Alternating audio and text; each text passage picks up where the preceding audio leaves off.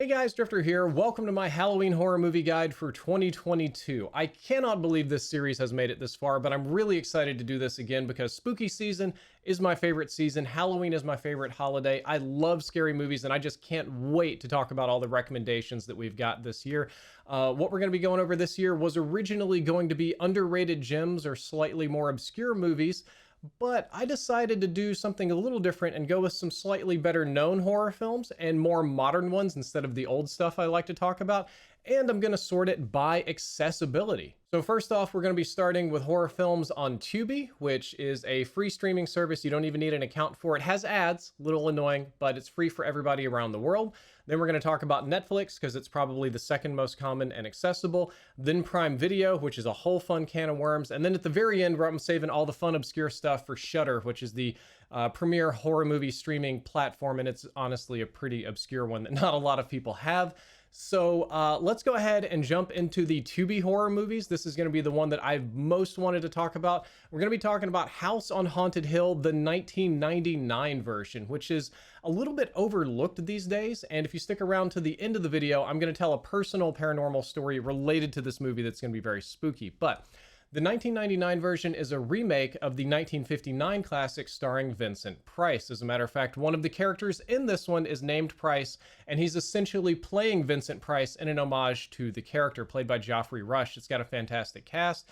We have Taye Diggs, we have Chris Kattan from SNL in honestly the best acting role I've ever seen from him. Here's Chris Kattan not wanting to be in a haunted house. I think I've done a great job of getting your guests up here, and I think I deserve my money. Now. What makes this film unique is that it was one of the very last big budget haunted house films that as a genre kind of definitely died out in the 80s and 90s and hasn't really resurged until very recently. On top of that, it was one of the very last big budget horror films to not use very much CGI. There's a lot of stuff that goes on into this movie that we'll get into in just a minute, but I'll let you know that there are dozens, maybe hundreds of different ghosts that all have bizarre powers and do crazy things, from disintegrating people to poltergeists throwing knives to fire to warping spatial geometry and possession and blood fountains, and because it takes place in an asylum filled with hundreds of insane ghosts, right? But they did all this crazy effect work almost exclusively with non-digital practical effects. Even some of the effects, like, and as a little spoiler, there's a very big scary Rorschach blotch monster at the end that we'll talk about. That entire effect is almost all done with practical effects. They just added a few little CGI layers to touch it up, so it's very impressive. So basically the plot of this movie is there is a rich billionaire, think Tony Stark, but he owns theme parks instead of, weaponry, who's trying to kill his wife, and he wants to do so at this really rich people murder mystery party where you invite all these strangers and last one left alive gets all the money. But his wife also wants to kill him and sees this perfect murder mystery party as a way to do that. But what's interesting is she has her subplots on how to murder her husband. Her husband, the special effects and like technology genius, has all this stuff built into the house to kill her. But as it turns out, small spoiler, the house is actually haunted. And there are not one, not two, not three, but more ghosts and more paranormal things than I can count, because it was an asylum that burned down and all the patients burned with it and they all suffered.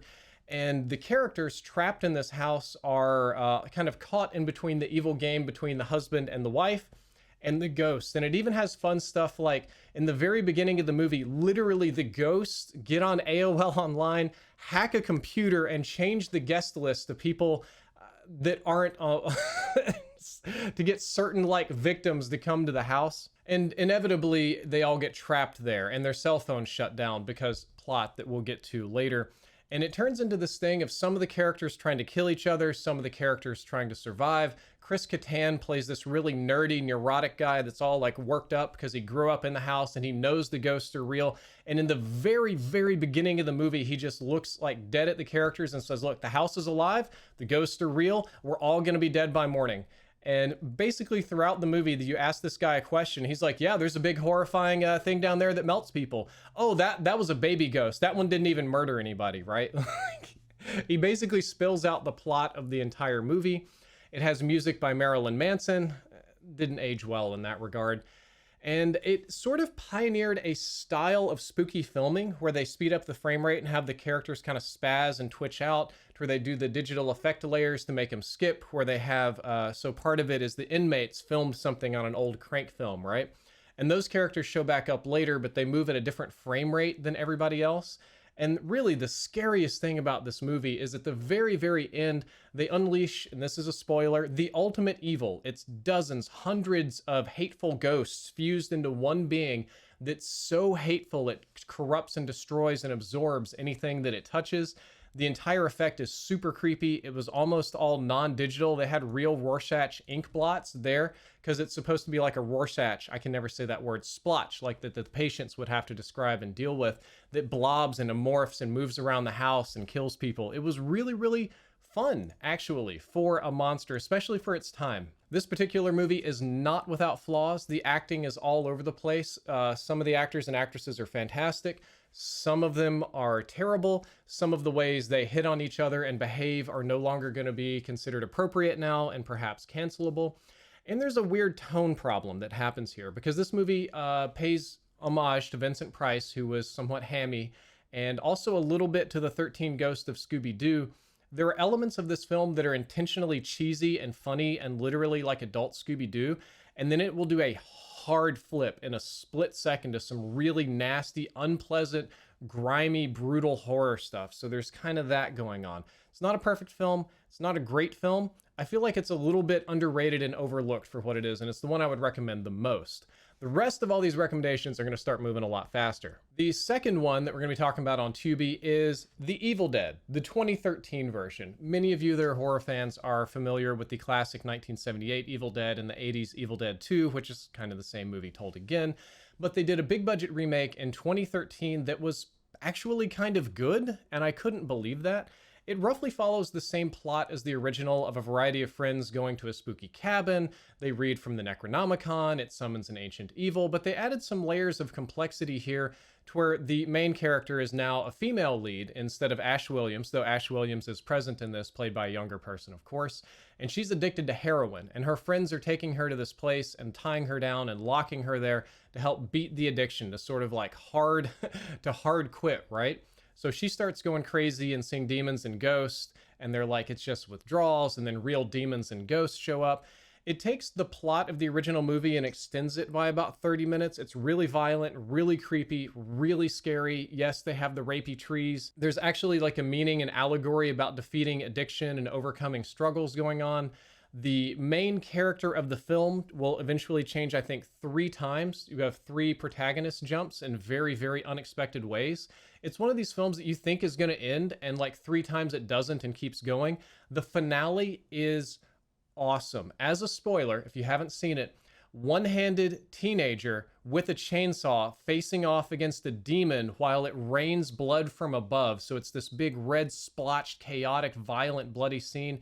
Excellent horror movie. Would recommend it for anybody who's looking for something more modern. Moving along, let's talk about Netflix horror films. I've got 3 to recommend here, though technically the third one is a series.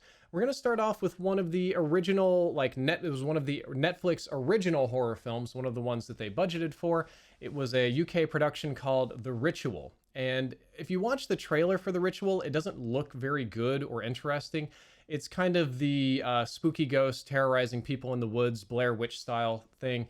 The difference is that all the characters here are men. They're avid outdoorsmen. There's one character who's a British SAS, like paratrooper or whatever. So it's all like really tough guys dealing with the paranormal. And you start watching this movie and you think, okay, this is going to be like the Blair Witch and that the woods are haunted.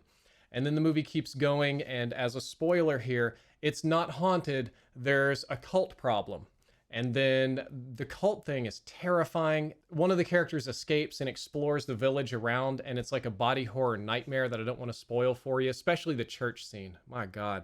And then you think, okay, we've got it figured out. It's a cult doing all of this stuff. And there's another twist at the end that it's actually a monster movie, and there's a monster controlling the cult, a mythological one that's like reimagined and frightening. And the entire movie is about forgiving yourself and overcoming your fears. And what really kind of struck me about this movie as being interesting is all the characters are tough guys. So you see really resilient people get broken down having to deal with these unreasonable things. And it's one where the mystery is always a level deeper. Just when you think you figured it out and this movie's getting a little repetitive, it's just going to come out of nowhere and throw something crazy at you. So, very fun one. And of course, it is on Netflix. The next Netflix recommendation, I think, is where most of you are going to say I've lost my mind. I'm going to recommend Gantz O. This is a Japanese CGI film that is based on the Gantz manga and or Gantz anime, if you have seen those. Gantz O is start to finish dick stomping action. Just like this movie, it's violent, it's bloody, it's humans versus monsters. The ending is like an Avengers Endgame level fight versus an actual demon who's been split in half, and then each half has different crazy powers, and they're shooting lasers and driving space motorcycles, and aliens show up, and it's bonkers.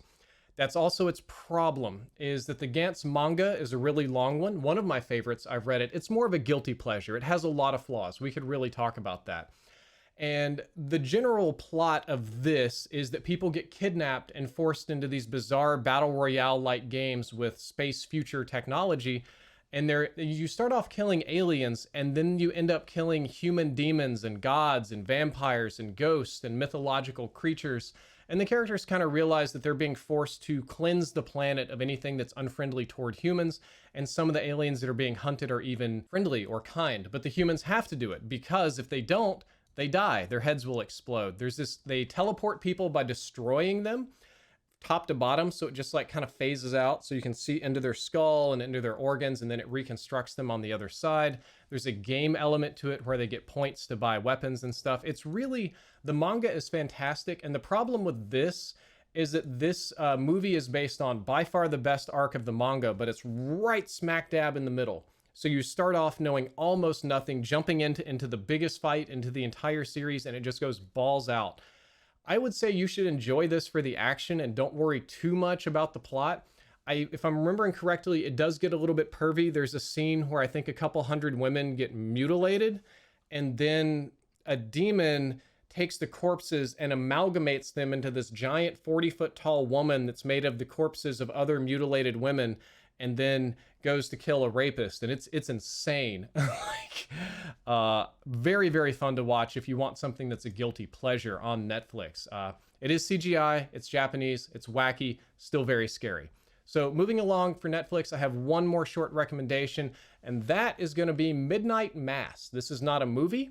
It is a mini-series that is complete from start to finish, so there's no more seasons. It's like a very, very long movie. It's a slow burn movie about paranoia, very, very religious overtones and themes, very high quality, one of Netflix's best productions and most meaningful productions, actually, in my opinion. And yes, it is a genuine horror film with real spooky ghosts, monsters, demons, devils, whatever. I don't want to spoil it for you. It's just insanely long, and I could probably write a book analyzing Midnight Mass. As a matter of fact, I could write a book analyzing Gantz and pointing out all of its flaws because I'm such a big fan. But let's move on to Prime Video. If you've got Amazon Prime, at least in the US, these three options should be available. First of all, I'm going to recommend Suspiria, the 2018 version. I recommended the 1970s version of Suspiria in what I believe was my very first Halloween horror movie guide. And I have to admit, as much as I think I like the original better because it's very artistic and unique, I would be lying if I didn't say the 2018 version is actually just a better movie overall. It's very scary. It is a little bit long for a horror film. I think it's about 2 hours and 15 minutes, but it takes everything that the original did wrong and fixes it. So the original is a very short film. The plot is very disjointed. The acting is pretty bad. The effects are a little bit comical. The only thing that holds it together is atmosphere and art. Suspiria 2018 is extremely well acted, with Tilda Swinton playing 3 different roles. They incorporated the art in the art school where this takes place into the video, and that it's a dance school run by witches is sort of the plot here. And as people dance, they don't realize it, but they're actually casting spells and doing things in the world. And they hired an interpretive dance person to design the dances for this. It takes place in Berlin during the Cold War, so you've got that going on. They're playing with gender and ideas of power structures because the witches are really in charge of everything. There's a conspiracy. The acting is much better. The overall plot of things that happen makes way more sense and builds up to this really big picture idea. and takes some of the characters barely mentioned in the beginning and really expands upon them and makes them very present in this. So Suspiria is an excellent, top-notch, 10 out of 10 horror film that I think most of you will enjoy, and it's modern. The only reason I would say this is even underrated is because people just love the original so much, because it is quite good. The other two on Prime Video are going to be getting increasingly obscure. I'm going to be recommending The Collector from 2009. I think you can find its sequel, which we'll talk about briefly, on Tubi. It's called The Collection. The Collector is a little bit more of a serial killer hunting people in a house kind of thing. But the way this works is it is a thief, a very professional thief, who plans to rob these rich people and steal all their stuff. And he strikes at the same night that a famous serial killer called the Collector, who likes to collect people, comes to the house and tries to murder the family. More specifically, they go after the kids too. And while our thief is a very bad and very crummy person, as you will see through the course of this movie, he's not so bad as to sit around and let little kids die. And he puts his thief skills to work to try to get the kids to safety and stop the Collector. It's a very low budget, independent kind of film. It all takes place in one location, small cast, spooky, dark, haunted house kind of thing. You might have seen that, but it's really well done, I'll say. It has a sort of morality to it. It has a Game of Thrones feel where things happen for a reason, if that makes sense, that people's flaws are what punishes them and what causes things to go wrong. The effect work and all the spooky elements are really cool. And I do have a soft spot for the sequel that I do admit is not as good of a movie. The sequel is called The Collection, and it kind of picks up immediately where the first one left off. And it is in some ways a bigger budget version of the first one, but it's almost like they ran out of budget. I'll just say the big problem with the sequel is that the first 20-ish minutes are like brutally low quality, independent film channel, worst stuff you can get. It's embarrassingly bad. I don't know how you can open a movie that way. Things are even out of focus. And then the moment that's done, the movie's awesome. And it gives an actual satisfying conclusion to this whole story. But the beginning's just kind of poopy. So it's going to confuse you a lot if you watch it. Moving along on Amazon Prime, let's talk about Last Shift. Last Shift is an even lower budget, even more independent horror film with a cast of maybe 3 or 4 total characters. And the plot of this one is that a police officer has to spend one night alone in an old police station that's being decommissioned the next day, and the rumor is that it's haunted. And she's just sort of sitting there making sure nobody breaks in. They're going to shut the building down and tear it down tomorrow, so she's doing the last shift, right? And to the best of my knowledge, this was filmed in an actual old abandoned police station that was about to be torn down. So they have this insanely creepy location. So it's filmed, I guess, on location, and they milk every last ounce out of that. The plot revolves around a female police officer whose father was famous for catching a serial killer who claimed to have supernatural powers and who later died under mysterious circumstances. And throughout the course of the night, she keeps seeing an increasing number of ghosts in reference to this serial killer. She's visited by fellow officers and gets phone calls that she thinks are normal people, but turns out that maybe they're not real. And it almost seems like she's losing her mind, or maybe she is. And I kind of don't want to spoil the ending of the movie because, like most of these, there's a twist and it's important. But I will say that this is one, despite being cheap, simple, not a lot of jump scares or effects, the last 10 minutes really stuck with me, and it was really neat. So if you want something really offbeat, it's worth checking out. And speaking of offbeat, we're going over to Shudder next. Shudder is like the most obscure streaming platform right now, I think, which is a shame because I love it. They've got all the cool stuff. And like a crazy person, I've already recommended one CGI film and one series instead of a movie. I'm going to be recommending 2 animated films. We're going to be starting off with number 1, which is Perfect Blue. This is an anime from the 90s, and it is a horror anime, but not in the traditional sense, in that nothing supernatural happens in it. This is the story of a no-name actress who just gets lucky, goes big, starts getting famous, doing roles, and unfortunately attracts the attention of a very creepy stalker. On top of that, she has some sort of undiagnosed paranoia, schizophrenia, or personality issues that become bubbling through as the stress of being a pop star and an actress become too much, and she starts losing her mind. So the main character is genuinely going crazy in a variety of ways, and she's being hunted by a really creepy fan/stalker. So this is a real scenario that's happened to a number of female celebrities, except they animate it from her perspective. So you only see this from her perspective, and from her perspective, all the crazy stuff is real. This movie will swap back and forth between being Studio Ghibli level, beautiful, amazing, surreal hallucinations, to terrifying stuff, to back again, to making you doubt the nature of reality and what's even happening with the plot.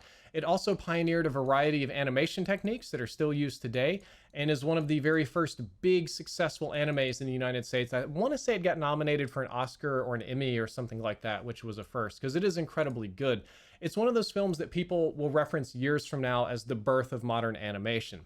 Speaking of which, the second film that we're going to be talking about on Shudder is also animated, but it's stop motion animation. That one I'm going to be able to show pointing the wrong way, very limited stills and stuff from the trailer. It's called Mad God, which is an independent film made by Phil Tippett, who some of you may know as the guy who did the special effects for Gremlins and Star Wars. He was a pioneer of stop motion animation, but that art medium has kind of been phased out in favor of CGI. So he spent the last several years making this small budget, but for stop motion, big budget animation horror film and philosophy film about the nature of man called Mad God.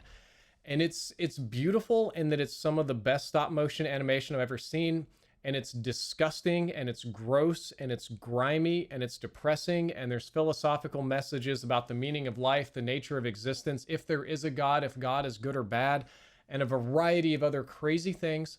It is a very, very artsy art film. It is very surrealist. You're not supposed to take it literally. It's all about like symbolic meanings, but it is a visual overload of horror. I have a strong stomach. I'm a tough guy. You've seen the movies I recommended. I had to watch this one in 30-minute intervals only. I would watch about 30 minutes and I'd have to come back the next day to finish it. This one will hit you right in the guts if you're looking for that. Brutal. Finally, on Shudder, they have Inferno. I'm not going to talk about this one too much. It's like a bonus recommendation. Inferno is the sequel to Suspiria. Not the 2018 one, but the 1977 one. So I think Inferno's 1981, and it's about the relative of one of the characters from the first one trying to find out what happened to their sister in this spooky art school filled with witches. It is ultimately an inferior sequel, but it's still really good. Like if Suspiria is 10 out of 10, this one's probably 8 out of 10 or 9 out of 10. It doesn't have as much paranormal stuff as much as it is a detective story to kind of figure out what's going on. I will say about Inferno, if you stick with it, I absolutely loved the ending. It's a little bit of a twist ending, not as much since there's some detective stuff going on. Some of the effects are admittedly rudimentary these days, but very well used, and it goes from boring to, for me, pants pooping really quickly. I'm not going to talk about it too much. If you've seen the original and you want to see something else, you can check out Inferno. And then finally at the end, we've got a couple of more items. I'm going to talk about 2 fails that I found this year, movies I would not recommend, and then those 2 personal stories. So, fail number 1 is a film called The Item. I actually own a copy of this one. I recently got it because my brother dropped it off. My brother used to work at a used video store, and this one was flagged in the system as do not sell. They do not carry this, so he took it home and then passed it off to me. This film's really bad. This would be a challenge mode like Best of the Worst Bad Film. They actually did cover this on Red Letter Media's Best of the Worst. The short version of this movie is that it's an independent film channel production. It's an art film, one of the very first films ever made to be filmed entirely on digital camera, but unfortunately it was then transferred from digital to film, and then for the DVD from film to digital. So to say that it looks bizarre is an understatement. It's edited bizarre. It's racist, sexist, homophobic, transphobic, all the phobics that you can imagine of stuff that was just appropriate in the era that this was made. And I think where it really goes off the rail is that the monster is essentially like an aborted baby tentacle monster of some kind, and it gets into people's heads and convinces them to kill themselves. And then at the end of the movie, there's a very graphic sex scene between the female lead and the monster. You could say it would be tentacle rape, like hentai or something, but it's consensual, and she's like, put those things in me, and they film it, and it's crazy, and I don't recommend this to anybody that doesn't want clinical depression. Then, pointing the wrong way, we have The Hunger, which is another film I thought would be artsy and cool. It stars David Bowie, Susan Sarandon. It's an early 80s LGBTQ film about lesbian vampires, and aging, death, inappropriate relationships, and stuff like that. This was made during David Bowie's art phase, so the entire thing is art film from start to finish, and it's very good in a sense. Unfortunately, I just don't think it aged well, and it's also a little bit boring. It doesn't have enough bite to it to be cool these days. Interesting to look at if you're really bored, but I don't recommend it. And now that we're done with all the movie stuff, there's no more movies to recommend. I'm going to scoot back over to the middle of the frame here. I'm going to tell you the personal story about House on Haunted Hill. You might have heard this in the old Halloween episode where I talked about my ghost stories, but I watched this on, I think it was DirecTV pay-per-view. It was very scary. I think I was 12 years old. And even at 12, I had pretty good immunity to horror movies, but for whatever reason, House on Haunted Hill really got my goat. And it would be the very last time that I say, Mom, can I sleep downstairs with you? Can I sleep somewhere safer with the parents? So that night, much to my stepdad's chagrin, my mom and dad slept in the bed with my baby brother, and I slept on the floor nearby. I was already a little bit worked up and scared from the movie. So was my mom, stepdad, little brother didn't see it. They didn't care. So we were a little bit on edge. And that night, a big storm rolled in. We're in Texas, so we have what you call thunder bumpers, storms that'll appear, suddenly directly overhead without a lot of warning. And they're usually small and condensed. So a storm formed, but not directly over us. It was maybe a half mile away, but one of these things where you could like look out and see the storm and the lightning and the tornadoes and the rain, and there's just nothing going on around you. It happens around here every year or so. Unfortunately, my mom had been drinking her way through House on Haunted Hill, and she was getting very scared and very angry and very worked up, and she was having marital problems with my stepdad, and they were trying to sleep in the bed together, and I was in there too. And for whatever reason, if I remember this correctly, my stepdad tried to have sex with my mom while my baby brother was still in the bed, and she didn't want to let that happen because that's very grossly inappropriate. And I'm there to listen, and they started arguing about it, and she's wasted, and she starts talking about generational demons in the family, about the things that happened to her grandfather and these gremlins and ghouls and ghosts, and how her mother told her she'll never be able to escape the curse. As long as she lives, the sins of the past will come and affect you. We're talking like wild, scary rambling. And I'm 12. I'm already pants-shittingly scared after the movie listening to this. And the room has no light except for one bright red LED light on like a stereo speaker system. So the only thing that lights the room is this beaming, searing, hot red light like a demon's eye just cutting right through the darkness. And then things really go off the rails. Because of the storm, there was a wind or pressure change outside. And this room had an opening onto a porch of some sort, and then to the main house. And the porch door must have been slightly ajar, and the pressure drop caused it to pop open like a ghost did it. But that unfortunately caused a pressure vacuum in the house that sucked the door on the other side of the room shut and slammed it so hard, I swear to God, it cracked some of the cheap wood. It scared the crap out of me. It must have scared my mom to a whole new planet, because she literally jumped out of bed, slapped the ever-living F out of my stepdad, and then ran off into the storm to drink and moonbathe or whatever. And like the rest of the night, I'm terrified. I'm trying to make sure my stepdad doesn't go ape on me. And I look out, and like in between the lightning strikes, there's my mom out there questionably clothed, drinking vodka while this insane storm goes on around her. Very scary. That's probably why I remember House on Haunted Hill. The other fun story is the Halloween shirt that I wear every year. My grandma gave it to me. My grandma was best. My grandma was like the best person in my family. And I think she got it for me because she felt guilty. Very early when I was dating my wife in college, she got me an offensive shirt that says, "I fuck like a beast." And my grandmother saw that and like stole it and threw it away. And I kept asking her about it. And I think she felt guilty. So around Halloween, she wanted to get me like an edgy, cool, like young person shirt. And I'd still keep on to it because I still love my grandma. She's great. So yeah, that's a lot today, a lot to talk about. All the scary movies. Holy crap, this was supposed to be 10 minutes. It's 30. I apologize for that. I hope you check some of these out. They're great. And I'll try to link them down there below in the description too. If you enjoyed, don't forget to like, favorite, and subscribe. Drifter out.